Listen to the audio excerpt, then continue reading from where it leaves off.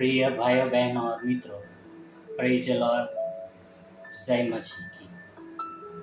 आज मैं परमेश्वर का धन्यवाद करता हूँ एक और नए दिन के लिए। परमेश्वर का अनुग्रह है और परमेश्वर की कृपा और प्यार अपरंपार है। आज हम जीवित हैं, चलते फिरते हैं, या हम परमेश्वर की बातें सुनाते हैं या सुनते हैं, वह हमारे महान परमेश्वर का अनुग्रह है। भाइयों बहनों और मित्रों, परमेश्वर वो सर्वशक्तिमान ईश्वर है जो स्वर्ग में विराजमान है। वह हमें कभी निराश नहीं करते हैं जब हम उनके सामने जाते हैं। वह हमारा उद्धार करता है। वह हमसे अपेक्षा रखते हैं कि हम उनकी ओर फिरे, उनकी उपासना करें।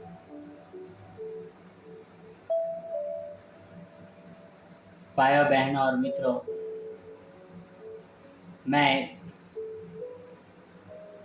परमेश्वर के वचनों की ओर आपको लेके जाना चाहता हूँ, जो परमेश्वर हमसे चाहते हैं कि हम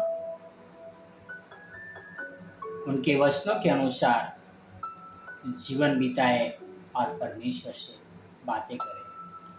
आओ हम पढ़ने वाले हैं नहम्या 1 में 2 से लेके 5 तक। तब कनानी नाम मेरा एक भाई और यहूदा से आए हुए कई एक पुरुष आए। तब मैंने उनसे उन बचे हुए यहूदियों के विषय में जो बंधुआई से छूट गए थे और यरूशलेम के विषय में पूछा।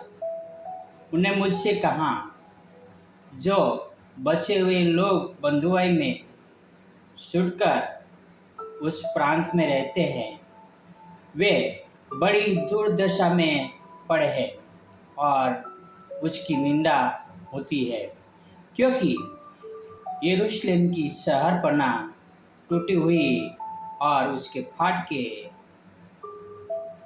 जले हुए हैं। ये बातें सुनते ही मैं बैठकर रोने लगा और कितने दिन तक विलाप करता और स्वर्ग के परमेश्वर के सम्मुख उपवास करता और यह कहकर प्रार्थना करता रहा, हे स्वर्ग के परमेश्वर यहोवा, हे महान और भय योग्य ईश्वर, तू जो अपने प्रेम रखने वाले और आज्ञा मानने वाले के लिए अपनी वाचा पालता और उस पर करुणा करता है। 6 और 7 में आगे लिखा है, तू कान लगाए और आंखें खोले रह कि जो प्रार्थना में तेरा दास इस समय तेरे दास इजराइलियों के लिए दिन रात करता रहता हूँ, उसे तू सुन ले। मैं इजराइलियों के पापों को जो हम लोगों ने तेरे विरुद्ध किए हैं मान लेता हूँ। मैं और मेरे पिता के घराने दोनों ने पाप किया है। हमने तेरे सामने बहुत बुराई की है और आज्ञाएं, विद्या और नियम तूने अपने दास मूसा को दिए थे, उनको हमने नहीं माना। भाइयों बहनों और मित्रों, यहाँ पर नहम्या राजा के पास राजभवन में एक बहुत ही बढ़िया पियाऊ का जॉब कर रहा है। वो बढ़िया तरह से अपना जीवन बिता रहा है, पर उनका मन इजराइल के प्रति लगा हुआ है। जब कुछ भाई वहां पर आते हैं, नहम्या उनके बारे में पूछता है और यह पूछता है कि इजरायली भाई बहुत ही दुर्दशा में है। यह सुनकर रोने लगता है, फूट फूट कर रोने लगता है। और यहाँ पर लिखा है कि कितने दिन तक वो उपवास करते रहा और प्रार्थना करते रहा, परमेश्वर को कहते रहा, हे परमेश्वर तू करुणानिधान है, तू कृपालु है, जो कोई आज्ञा पालता है उनकी ओर तू ध्यान देता है।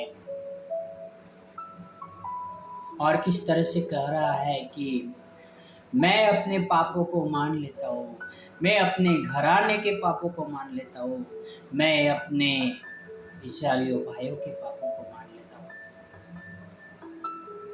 भाइयों बहनों और मित्रों, यहाँ पर नहम्या अपने जाति भाइयों के प्रति, उस जले हुए यरूशलेम के फाटकों के प्रति वो कितना दुखित है।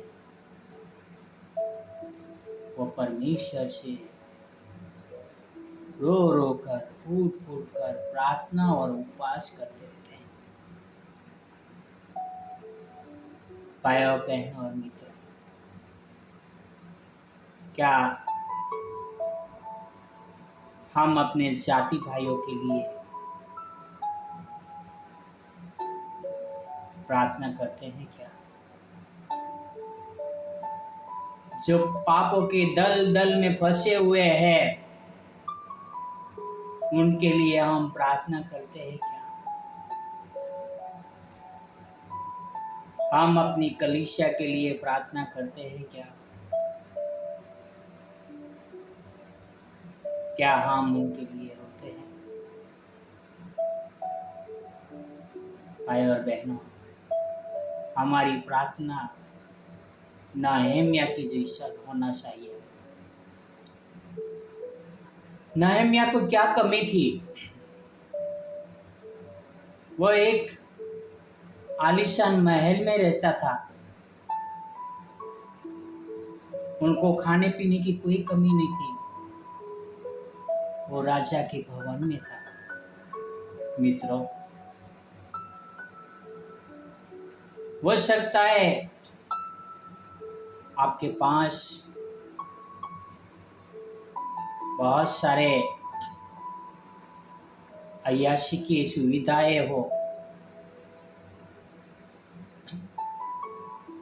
सकता है आपका परिवार बहुत ही शानदार जीवन जीता हो, पर क्या आप उन खोए हुए के लिए चिंतित हो? क्या आप उन भटके हुए के लिए चिंतित हो? क्या आप उनके लिए प्रार्थना करते हो? कहते हो, हे पिता उनके अपराधों को क्षमा कर। हम परमेश्वर से कैसे प्रार्थना करते हैं? आपने प्रार्थना में आखिरी कब रोए? आपने आखिरी उपवास कब किया?